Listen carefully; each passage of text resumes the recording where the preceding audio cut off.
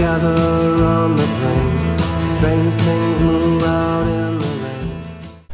Hi, I've been involved in farming most of my life. Most recently, I've been interested in the many issues farmers will be facing in the near future. One of them is what is called nutrient loss reduction, basically reducing the amount of NPK, nitrogen, phosphorus, and potassium that runs from our fields into our waterways. To be blunt, farmers apply as much as 200 pounds of nitrogen per acre, and as much as 25% of that ends up in the Mississippi River. Amazingly, one of the best services to assist farmers in addressing this issue was developed and is available for free right here in Champaign County. Two farmers came up with the idea. Yes. Steve Steerwalt, who was, I think at that time he was maybe the chair of the board of our Soil and Water Board, and Joe Rothermel, who I think was vice chair at that time, and since then they've switched positions, so now Joe's the chair and Steve's the vice chair. But two guys who were already certainly interested and concerned about the conservation issues. And so especially because of the 2015 nutrient loss reduction strategy that was put together by Illinois Department of Ag and Illinois EPA, and you may be familiar with that. Most states now in the Mississippi watershed have something like that. So that came out in 2015. And I think that probably was the thing that really got their attention, that said, wow, if we don't do some things better as a group of farmers to reduce the nutrient losses that are affecting ultimately the Gulf of Mexico and the Apoxia zone, that if we don't do something, we've heard what happens in other states when the farmers don't make changes, whether that be Delaware or whether it be Ohio and even to some level Iowa.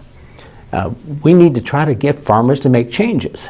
And my understanding is, well, I know Joe's given the credit for coming up with the name. I think it was one of those things where he was riding in a tractor or whatever and said, well, we got to find a way. We're really concerned about the resources, and particularly the agriculture resources, so how about saving tomorrow's agriculture resources? And so STAR was really born with that idea at that point, looking at how do we develop a tool, an evaluation form that would help identify those practices. There was even something with our new web app that we have this year for the 2021 crop year, as we call it. So it really is something you can pick up on your smartphone and you can punch the numbers in and get your star rating right then. It'll ask you, do you want to see what it takes to improve your star rating? And so you push another button and then it provides you a few of the choices and what would change, and then also encourages you to talk to your local technical advisor, which would be the soil conservation district person. So. But this system, I mean, you're now having success of other water districts picking this up. I mean, it is going to become the standard way. I think so. For driving soil practices. Right. We think so. And even if there isn't huge incentives for farmers, you know, it goes back to, again, the original goal was we really want to get that middle adopter group because we know that's a lot larger. We're still working on getting the early adopters to buy in. So how are we doing? The STAR program reports a doubling of the number of acres in the last year using the tool, although let me remind you, Illinois has 27 million acres of farmland. The state gave its nutrient loss reduction strategy report, which was reported in the news here in September of 2021, and the results are not good. On page 7 of the report, it shows the amount of nitrate and phosphorus that has run off in the last 5 years has increased by 13% and 35%.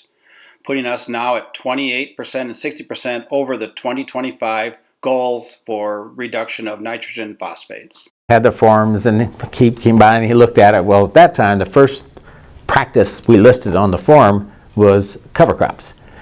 He looked at that and said, oh, we tried cover crops 1 year. It didn't work. And he was done. No, everybody he wouldn't even fill it out. We like predictability in farming, don't we? We like to say, and we know how much nitrogen it takes for the most part to grow a crop, phosphorus, potassium. When we start dealing with cover crops, now we're dealing in probabilities instead of certainties. A cover crop may do a better job of sequestering. It may actually cost you in the process. It may cost you yield because of this chaotic system that you were talking about here. So it goes from certainty to probability, and that gets a lot more complicated. You know. The big deal with cover crops, as you know, is you spend that $25 or $30 an acre. What do you get out of that? if you don't change the way you apply fertilizer, then you don't get anything out of it. You know, maybe you've got more nutrients available for the crop and you have a better year. Well, that depends more on rain than it does on the nutrients. And so that was the problem, is what we see with cover crops. If you don't make some changes in other practices and all you do is spend the $25. Yes. No. Your main benefit is going to be the growth, that, particularly with rye, what takes place in the spring. And one of the things that's been the most profitable for us is earlier planting of soybeans. So last year was the first time we planted all of our soybeans before we planted any corn, which is a complete reversal of the former philosophy. And that was to our benefit by probably 10 to 12 bushels per acre, which is humongous. Well, so we can have a rye cover crop. If we're going in the first week of April, that rye really hasn't taken off yet. So at that point, we've got a decision. Do we leave the rye? And it's small, so it wouldn't really be hindering planting any. Do we kill it before the planter goes in, or do we let the rye go for a while and then it's